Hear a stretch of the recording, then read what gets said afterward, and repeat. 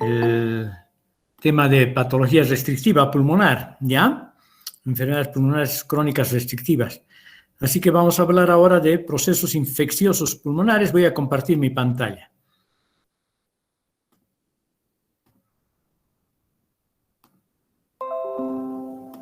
¿Me escuchan y ven todos? Sí, doctor. Sí, doctor. Perfectamente. Entonces vamos a hablar hoy día de las enfermedades infecciosas del sistema respiratorio, que es un tema que también entra en el primer parcial. ¿Ok? Muy bien. Estas enfermedades infecciosas tienen mucho que ver con el deterioro de las defensas pulmonares locales y o sistémicas. ¿Verdad? Eso es algo que sabemos muy bien. Las enfermedades infecciosas del sistema respiratorio, muchas, la mayor parte de las cuales son las que comprometen a las vías respiratorias altas. Estas son más frecuentes, pero generalmente son leves y pasajeras y muchas de ellas son procesos virales transitorios, autolimitados, no como la enfermedad respiratoria viral que estamos viviendo ahora u otras enfermedades virales más graves, ¿ya? Nos vamos a abocar, por lo tanto, a las enfermedades de las vías respiratorias bajas, que sí son importante causa de morbimortalidad en nuestros congéneres, ¿ya? Bueno, y para que se produzcan estos procesos patológicos que progresen generalmente desde las vías respiratorias altas hasta el árbol respiratorio profundo, al sistema pulmonar bajo, tienen que haber algunos factores que estén en contra y que estén disminuidos, como por ejemplo las defensas pulmonares alteradas, ¿no? Entre las defensas pulmonares alteradas tenemos la disminución del reflejo de la tos, que se suscita generalmente en procesos como el coma, la anestesia y algunos fármacos depresores del sistema respiratorio, ¿no? O del sistema nervioso central. Luego tenemos las lesiones a nivel del aparato mucociliar. Esto ocurre a nivel tanto de las fosas nasales como de la tráquea y los bronquios principalmente. Y aquí intervienen como agentes etiológicos fundamentales el tabaquismo y otros procesos inflamatorios relacionados con inhalaciones tóxicas. Luego tenemos la disfunción fagocítica o bactericida, que es producida a nivel de los macrófagos, sobre todo por causa del alcohol, obviamente en dosis significativas, el tabaco crónico y la toxicidad por oxígeno. Además están las enfermedades subyacentes, como obviamente las condiciones preexistentes, como el edema, la congestión, las bronquiectasias y otras enfermedades pulmonares importantes, como las enfermedades restrictivas, como las obstructivas pulmonares, ¿no? Y por último tenemos un proceso generalizado, ¿no? Que tiene que ver con la inmunidad, defectos de la inmunidad innata y de la inmunidad específica. Bueno, ¿y cómo se clasifican los procesos inflamatorios que atingen al sistema respiratorio profundo o bajo, o al lobulillo pulmonar o traqueobronquial, perdón? Pues tienen una clasificación, sobre todo en relación con las neumonías, ¿no? Hay una clasificación anatomopatológica, que es la que tiene mucho que ver con nosotros, con los patólogos, pero también tenemos la clasificación microbiológica y la clasificación clínica, que es el primer punto de abordaje en general de las enfermedades en las que se sospecha una neumonía, ¿no? Entonces, según la clasificación anatomopatológica, tenemos que tener en cuenta el tipo de diseminación a nivel del pulmón, del parénquima pulmonar. Y aquí las dividimos en bronconeumonía, en la neumonía lobar clásica y en la neumonía intersticial, ¿ya? Que es atípica, porque estas dos podríamos considerarlas, la bronconeumonía como la neumonía lobar, como típicas, mientras que la neumonía intersticial es la que se denomina comúnmente como neumonía atípica. Luego tenemos la clasificación más específica, que es la clasificación microbiológica según el agente causal detectado por métodos microbiológicos, ¿no? Cultivo, etcétera, etcétera, y antibiograma.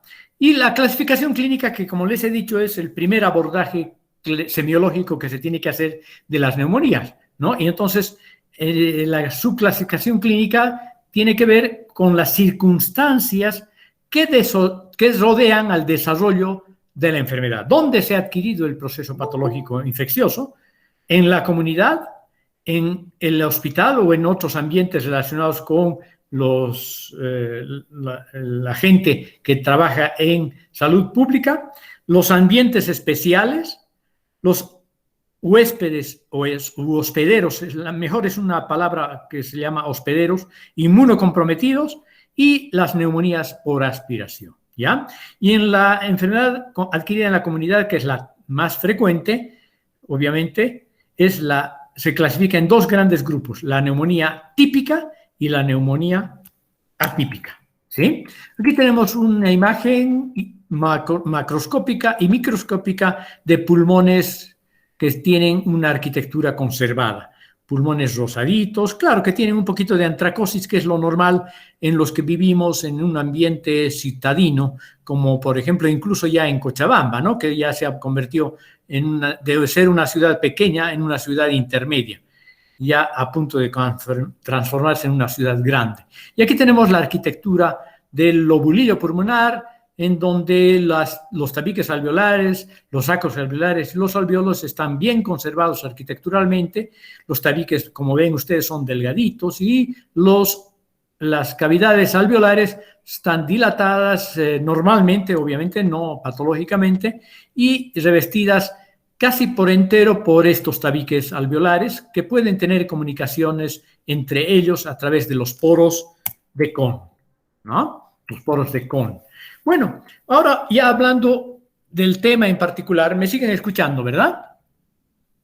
Vamos a empezar a hablar de las neumonías agudas, ¿sí? Y vamos a empezar a hablar desde el punto de vista clínico, aunque después vamos a referirnos a su anatomopatología, de las neumonías adquiridas en la comunidad, ¿sí? Pueden ser típicas, hemos dicho, o pueden ser atípicas, ¿no?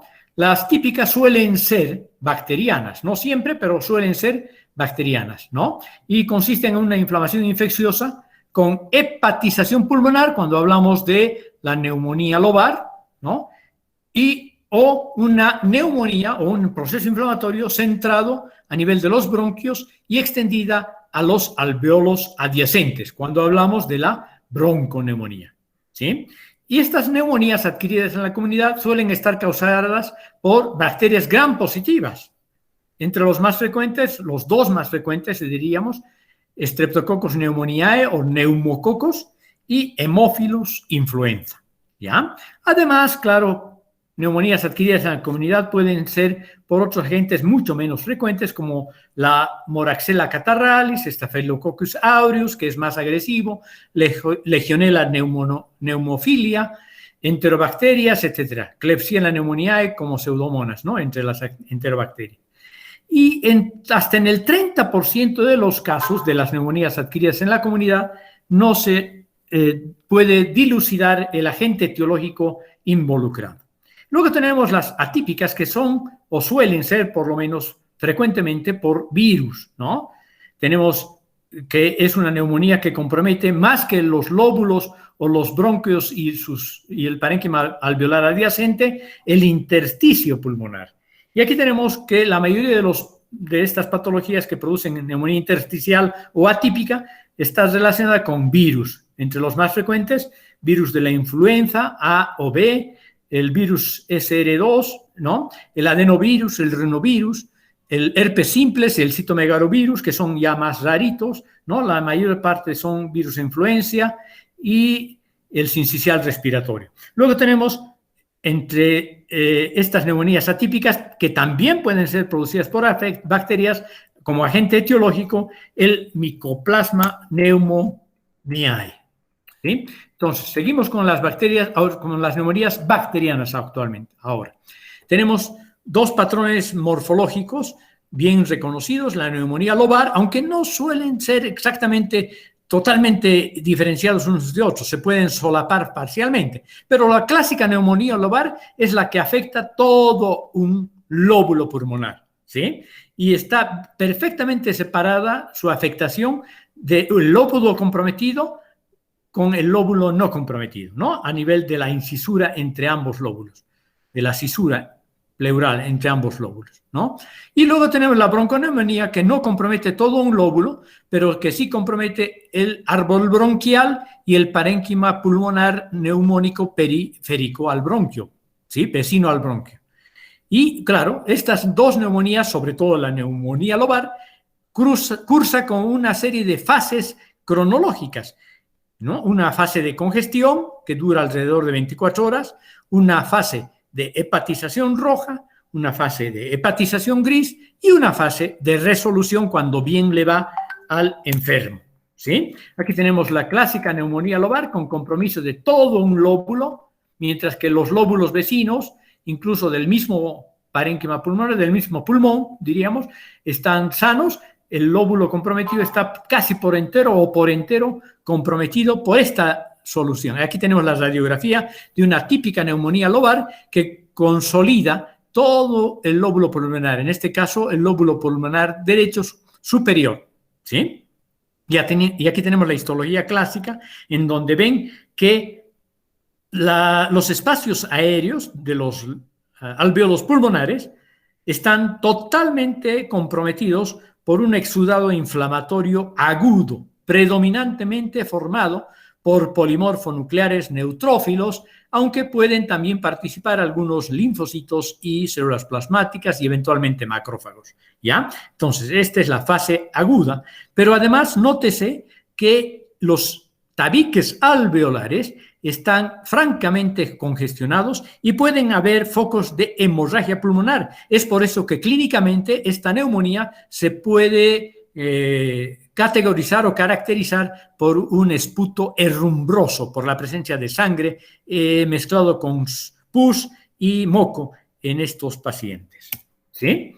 En la bronconeumonía, en cambio, no está comprometido todo el lóbulo, pero pueden estar varios lóbulos comprometidos en donde no está del todo comprometido el parénquima pulmonar de los lóbulos comprometidos, sino solamente los bronquios y el entorno pulmonar parenquimatoso que les rodea, ¿sí? Aquí tenemos esta imagen de radiografía simple donde vemos un reforzamiento de la trama arquitectural lobular. Aquí ven que están más comprometidos los lóbulos inferiores, pero puede ser difusa, comprometiendo todos los lóbulos pulmonares, ¿no? Y como ven en estos cortes macroscópicos, hay parches comprometidos, consolidados del proceso inflamatorio rodeando a los bronquios, ¿sí? Mientras que otros territorios están aereados y respirando perfectamente. No, bueno, no perfectamente, pero respirando casi normalmente,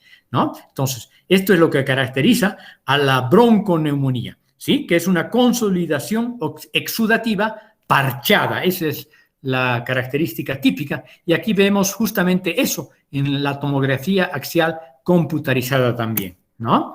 Y aquí vemos dos imágenes histológicas que son absolutamente representativas de ambos tipos de neumonías clásicas, ¿no? Adquiridas en la comunidad. Por una parte, una neumonía lobar, como ven arriba a la izquierda, que vean ustedes, se está comprometiendo perfectamente todo el lóbulo pulmonar, mientras que el lóbulo vecino está prácticamente normal, mientras que la bronconeumonía compromete parches, áreas parchadas del parénquima pulmonar, donde el bronquio y su vecindad están consolidados por este exudado edematoso e inflamatorio, formado también por neutrófilos polimorfonucleares fundamentalmente, ¿sí? Bueno, y en la clasificación microbiológica de las neumonías tenemos que tomar en cuenta, obviamente, el agente etiológico, ¿no? Y tenemos, obviamente, aquí justamente los más importantes componentes de los diferentes tipos de neumonías que afectan al árbol respiratorio bajo. Tenemos la familia de los neumococos, ¿no? Que es el germen más frecuentemente involucrado y que se trata de un diplococo gram positiva de forma lanceolada y que condiciona una típica neumonía lobar. Luego tenemos otros agentes etiológicos, Haemophilus influenzae, que también produce una neumonía lobar y que suele estar asociada en los adultos, por lo menos, a enfermedad pulmonar obstructiva crónica. El Haemophilus influenzae es una bacteria pleomorfa gram negativa encapsulada, ¿sí? Y tiene una mayor agresividad que el neumococo, son infecciones potencialmente mortales que pueden además complicarse con meningitis en los niños. Luego tenemos el Moraxella catarrhalis, una neumonía típica de los ancianos que se empeora con enfermedad pulmonar obstructiva crónica, aunque hay vacunas disponibles, ¿no?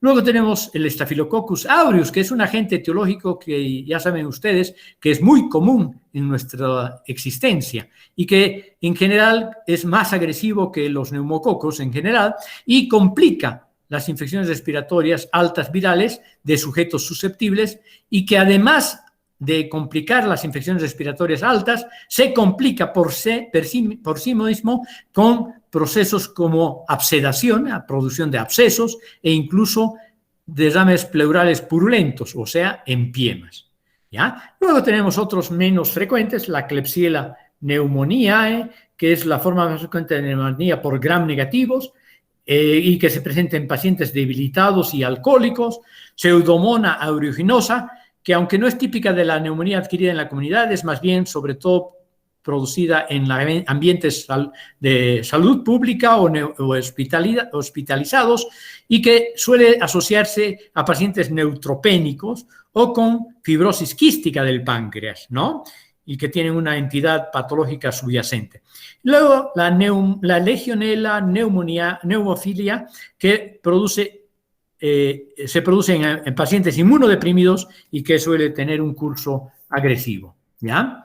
Las complicaciones de todos estos procesos neumónicos, aunque más frecuente con algunos agentes que con otros, son la formación de abscesos, el empiema pleural, la organización del exudado en tejido cicatricial fibrótico como resultado del fenómeno reparativo, tisular, la bacteriemia y la sepsis generalizada con infección de otros órganos, incluido el cerebro, ¿ya?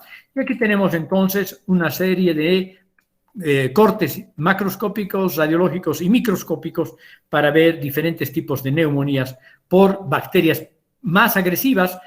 Aquí tenemos un absceso pulmonar que está visto en la radiografía. Miren ustedes, hay una cápsula que rodea al absceso y hay un nivel hidroaéreo porque el pus es más o menos líquido, viscoso y tiene un espacio aéreo suprayacente. Aquí tenemos lo mismo, el absceso pulmonar y en el curso de una bronconeumonía, ¿no? Como complicación de una bronconeumonía. Vean, parches inflamatorios de este proceso bronconeumónico. Aquí tenemos una bronconeumonía y se está formando un absceso pulmonar, ¿no? Y aquí también tenemos otro absceso que no es muy clásico, porque en general los abscesos se suelen rodear de una cápsula fibrosa, es decir, de una respuesta reparativa periférica al exudado inflamatorio formada por fibroblastos y fibrocitos, ¿no? Otros componentes, otras complicaciones, aquí tenemos otro absceso, aquí un clásico, un típico absceso, vean, tiene una cápsula fibroblástica, incluso colagenizada parcialmente, y un exudado inflamatorio agudo que puede resorberse parcialmente y formar un quiste, ¿no? La cavidad del absceso. Entonces, aquí tenemos el exudado inflamatorio agudo, fibrino purulento y la luz del absceso. Lo mismo aquí tenemos, lo mismo aquí. Miren, aquí es clásicamente lo que se ve, el nivel hidroaéreo. Bueno, y estos abscesos se pueden abrir hacia los bronquios y producir una bronconeumonía, además, como secundaria, diríamos. Además, pueden abrirse a los vasos sanguíneos y, en consecuencia, provocar una septicemia, ¿sí? O pueden abrirse hacia la pleura y provocar una pleuritis aguda, exudativa, ¿no? Que puede causar bridas y disminuir la capacidad pulmonar total, ¿no? Aquí tenemos una pleura con este exudado fibrino purulento, blanco amarillento, que si lo vemos al microscopio ya saben ustedes que lo que vamos a ver es fibrina y pus, ¿no? Exudado fibrino leucocitario, leucocitos y piocitos. Bueno, y otro tipo de neumonía es la neumonía intersticial, ¿sí? Que con mayor frecuencia es de origen viral, ¿sí? Entre los agentes más frecuentemente involucrados están la influenza, el virus de la influenza, el virus de la parainfluenza, el adenovirus, el sincicial respiratorio, el citomegalovirus y el SARS, ¿no? Bueno, entre el de la influenza es el que nos aparece cada año prácticamente mutando, ¿sí? Que es el principal causante de epidemias anuales, que puede ser de tipo A mutante o de tipo B no mutante, ¿sí? Luego tenemos los otros. Hay algunos que tienen mayor compromiso en los niños, como el sincicial respiratorio, en inmunocomprometidos o inmunodeprimidos, como el citomegalovirus, y los virus agresivos, ¿no? Como el SARS, que tiene hasta un 10% de mortalidad, parecido al que estamos viviendo en la pandemia actual, ¿no? Y que producen este tipo de afectación a nivel pulmonar, si es que no se complica, porque este proceso inflamatorio, como ya saben ustedes, están muy conscientes de ello, se puede complicar con un síndrome de dificultad respiratorio agudo, con membranas hialinas, etcétera, etcétera, ¿no?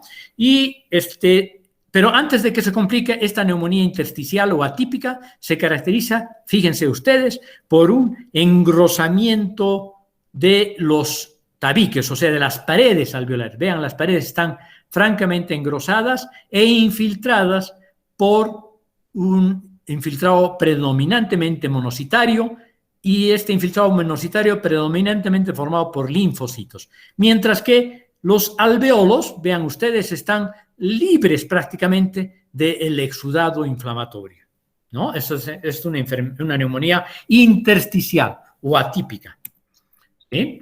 Entonces, en la morfología, ¿qué es lo que caracteriza a la neumonía intersticial? Zonas parchadas o lobares de congestión sin que exista una consolidación verdadera, ¿ya? Lo típico es una neumonía intersticial predominante, o sea, las paredes ensanchadas con edema e infiltrado mononuclear, sobre todo linfocitario.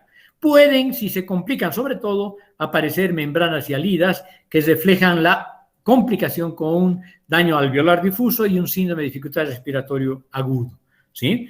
Puede haber una infección bacteriana sobreañadida, que es también lo que está presentando el COVID de esta nueva pandemia, y puede eventualmente, aunque no muy frecuentemente, necrosis del epitelio bronquial producida por el virus herpes simple, el adenovirus y el virus de la varicela, ¿ya? De la varicela.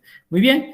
Y claro, cuando podemos descubrir la presencia de estos virus, podemos eventualmente, no siempre, identificarlos, como en este caso, en la fotomicrografía de abajo a la derecha, ustedes tienen una neumonía por citomegalovirus, en donde además del infiltrado inflamatorio predominantemente intersticial, aunque hay un poquito de exudado alveolar, vamos a encontrar la destacada presencia de células gigantes multinucleadas que vemos con mayor detalle en este recuadro de la fotomicrografía. Sí. El virus sincicial respiratorio, bueno, ya lo dijimos, afecta sobre todo a niños menores de 2 años, ¿no? Bueno, la neumonía adquirida en el hospital es otra forma de neumonía que en general es más agresiva, más difícil de tratar, porque además muchos de estos agentes ya pueden estar resistentes a los bactericidas y bacteriostáticos, ¿no? Entonces suelen deberse a bacterias gram negativas, entre las que hay que destacar Klebsiella, E. coli, Pseudomonas, Proteus, Serratia, y en algunas instituciones cerradas no es infrecuente que se produzcan grandes infecciones por la forma de Legionella, ¿sí? El diagnóstico bacteriológico es difícil, como ya les he dicho, porque estos pacientes suelen haber recibido frecuentemente, no siempre, pero frecuentemente antibióticos previamente, ¿no? Y entre los factores predisponentes, además de estar hospitalizados sobre todo, están la edad avanzada, las enfermedades de base, sobre todo las graves enfermedades de base, el tabaquismo, ¿no? Y que pueden, además de tener esta neumonía adquirida en el hospital por agentes etiológicos más agresivos, complicarse más frecuentemente, ¿sí? Luego tenemos la neumonía por aspiración, ¿sí?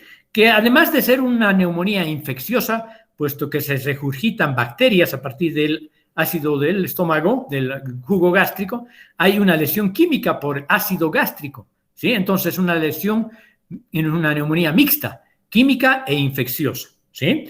Se produce por una regurgitación, ¿no? Debido a factores predisponentes como la incontinencia esofágica, alteraciones de la deglución o procesos a nivel del sistema nervioso central como el ictus, ¿no? O la enfermedad de la neurona motora.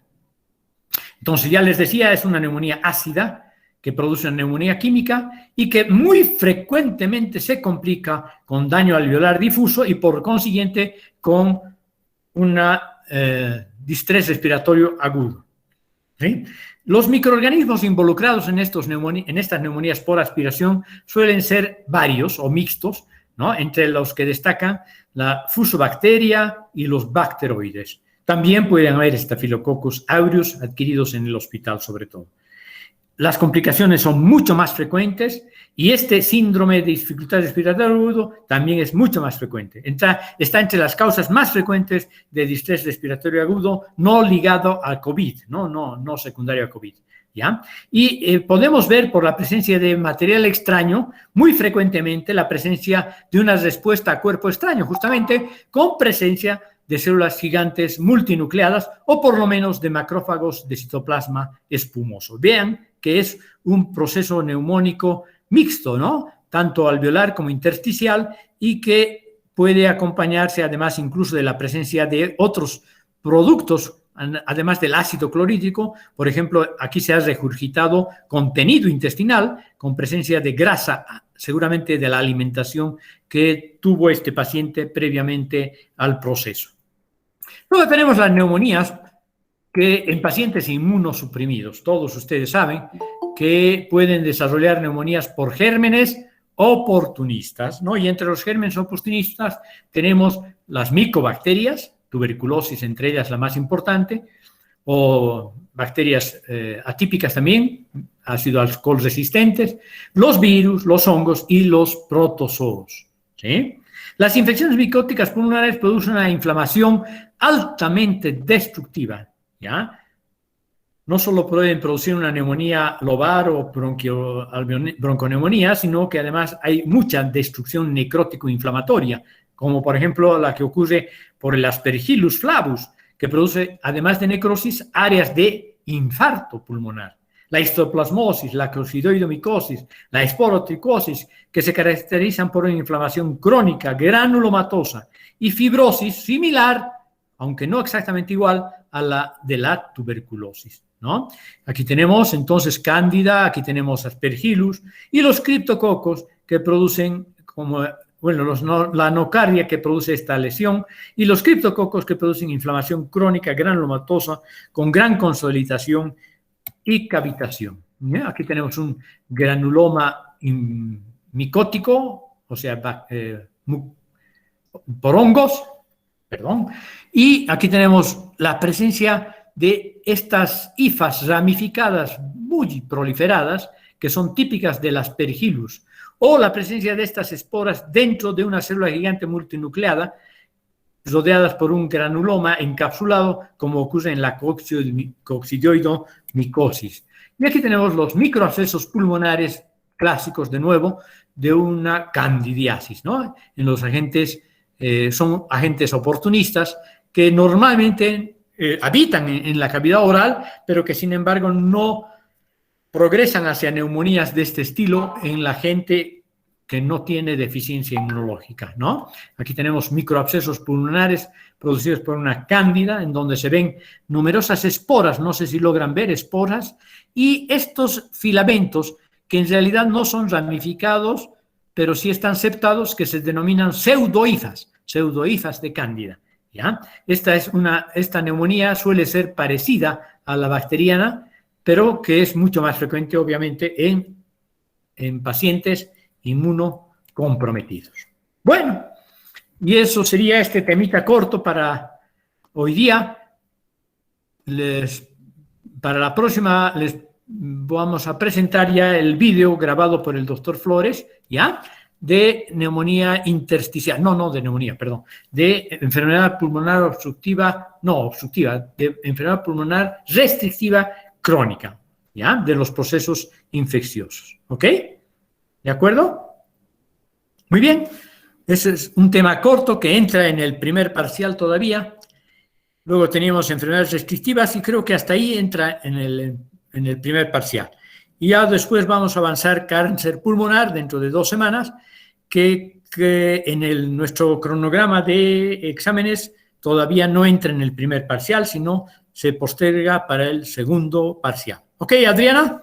Alejandro, Roberto, ¿todos contentos? Sí, doctor, estaba claro. Muy bien. Entonces, estudien este capítulo más y nos vemos mañana en la noche con mis grupos, a pesar de que parece que hay una información del Consejo Universitario medio raro, ¿no? De que se van a suspender las actividades académicas y administrativas. ¿Será cierto? Sí, doctor. Sí, es doctor, cierto. han sacado un comunicado de la central también. Por 2 semanas, dijeron. Bueno, entonces estemos atentos a eso, ¿ya? ¿Este domingo tenemos examen o no? No todavía, ¿no? No todavía, doctor. Ya, entonces lo dejamos para el próximo domingo, pero estén atentos, aunque no haya clases, el subsiguiente domingo vamos a tener examen de tracto digestivo, ¿ya? Tracto digestivo y nada más, tracto digestivo, ¿ok? Para que estudien fuertemente de todos los textos que ya les he dicho que tienen que estudiar, ¿sí? No se olviden que el 50% aproximadamente de las preguntas van del review. Estudien todos en el review, pero estudien conscientemente el review. Lo que me interesa no son sus notas, sino que aprendan, ¿ok? Está bien, doctor. Está bien, doctor. Ustedes Está bien, ya están en cuarto año, ya saben que su aprendizaje es personal, ¿no? Que es voluntario, que es una autoeducación sobre todo. Nosotros damos la teoría solo para marcarle el paso, nada más, básicamente, ¿ya? Porque el aprendizaje verdadero está en ustedes y en su aprendizaje, en su investigación, ¿de acuerdo? Entonces tienen el libro de texto de patología estructural y funcional, tienen el libro de texto de Robbins, que es un libro accesorio, que no todos lo tienen, luego tienen el de casos completos que les he pasado, luego tienen el review que no les he pasado porque no lo tengo exactamente, ¿ya? Que tienen que tener porque es muy bueno, de preguntas y respuestas muy bien elaboradas y que no solo tienen que ver con la patología, sino con también la clínica. Y luego tenían con el avance de teoría, que en realidad está basado obviamente en el Robbins, ¿no? ¿Ok? Tenemos un maravilloso libro de texto con todas sus variantes, que es el Robbins. Así que aprovechenlo, ¿ya? Bueno, me despido de todos ustedes. Un abrazo cariñoso y cuídense.